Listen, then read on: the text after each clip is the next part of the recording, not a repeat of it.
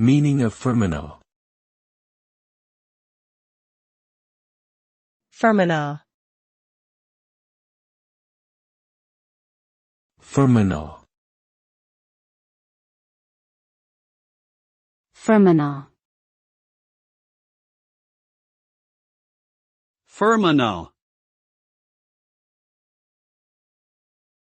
Fermanagh is a county located in the western part of Northern Ireland. The name Fermanagh derives from the Gaelic language and is believed to mean the place of the Fermanagh, which refers to a tribe who once inhabited the area.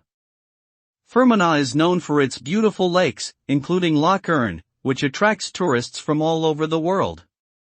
The county is also home to numerous historical landmarks and cultural attractions, such as Enniskillen Castle and the Marble Arch Caves Global Geopark. Fermanagh is a unique and picturesque destination with much to offer visitors.